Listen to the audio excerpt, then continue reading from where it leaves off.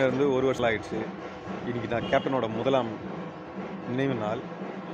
அவர் இறந்து 1 வருஷம் ஆனா கூட, அவர் இறக்கல அப்படின்றது தான் மனசு நெனச்சிட்டு இருக்கு.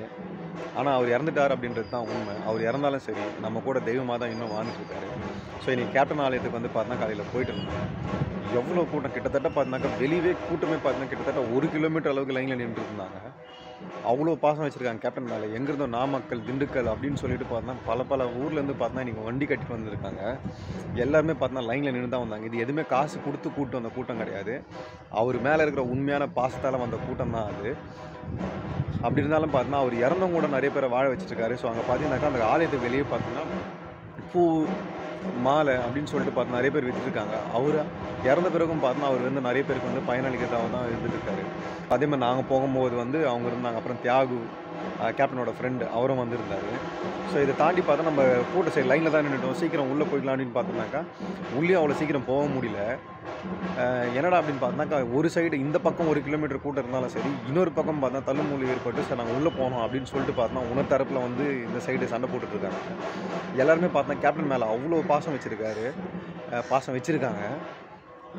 இதெல்லாம் பார்த்தோம்னாக்கா, அவர் வந்து எல்லாருக்குமே பார்த்தீங்கன்னா எவ்வளோ நல்லது செஞ்சிருக்காங்க. அவர் மனசு ஒருத்தர் மனசுலயும் கேப்டன வந்து எந்த அளவுக்கு பார்த்தோன்னா, உள்ள வந்து அவ்வளோ பாசம் குடும்பத்தில ஒருத்தரா இன்னும் கூட நெனச்சிட்டு இருக்காங்க. அவர் இறந்து 1 வருஷம் ஆனப்போ கூட. இந்த மாதிரி எந்த தலைவருக்கும் கிடைச்சிருக்காது. கிடைக்கவும் கிடைக்காது. இதுக்கு மேல நான் என்ன சொல்றதுன்னே தெரியல. இப்போ கூட எனக்கு மனசு கலக்கமா தான் இருக்கு. ஏன்னா, அவர் இறந்து 1 வருஷம் ஆனது என்னால ஏத்துக்கவும் முடியல. பிரியவும் முடியல.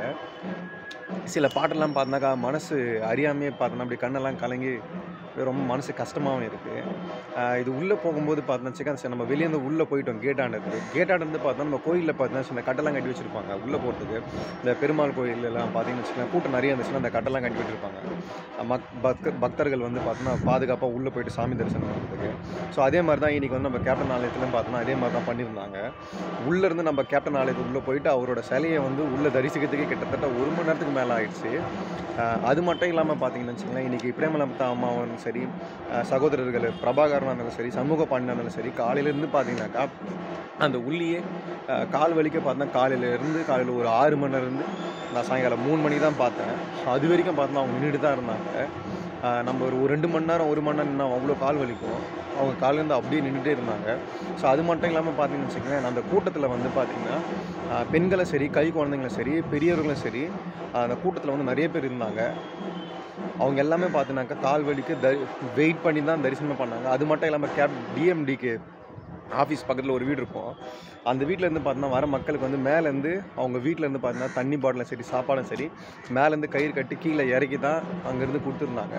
காலைல அம்மா வந்து பிரேமலதா அம்மா வந்து சொல்லியிருந்தாங்க நியூஸுக்கு. 12,000 பேருக்கு தான் பேர் இல்ல. 25,000 பேருக்கு 25,000 கம்மி தான் நான் சொல்றது. ஒரு 50,000 மக்களுக்கு மேல பார்த்தீங்கன்னாக்கா, இன்னைக்கு வந்திருப்பாங்க கேப்டன் ஆலயத்திற்கு. அது மட்டும் இல்லாம இன்னைக்கு நெறைய பேர் வந்து அந்தந்த சொந்த ஊர்லயே பார்த்தா துக்கம் அனுசரிக்கிற மாரி, ஸோ அங்கங்க என்ன சொல்றது, அன்னதானம் வந்து வழங்கிட்டு இருந்தாங்க. நெறைய சமூக வலைத்தளங்கள்ல வந்து அத பார்க்க முடியுது. ஸோ, இன்னைக்கு மட்டும் இல்லாம பார்த்தீங்கன்னா, நாளைக்கும் நெறைய பேர் வந்து பார்த்தீங்கன்னா, கேப்டன் ஆலயத்துக்கு வந்து வரதுக்கான நெறைய வாய்ப்புகள் நெறையவும் இருக்கு. ஸோ, அது மட்டும் இல்லாம இன்னைக்கு வந்து பார்த்தீங்கன்னா, கோயம்பேடே வந்து பார்த்தா ஓரளவுக்கு வந்து சந்திருச்சு. நெறைய பேர் வந்து பார்த்தீங்கன்னா, பஸ்ஸும் அந்த சைடு வந்து போகல. வேற வழியில மாத்தி விட்டு தான் மாதிரி வந்திருந்தாங்க.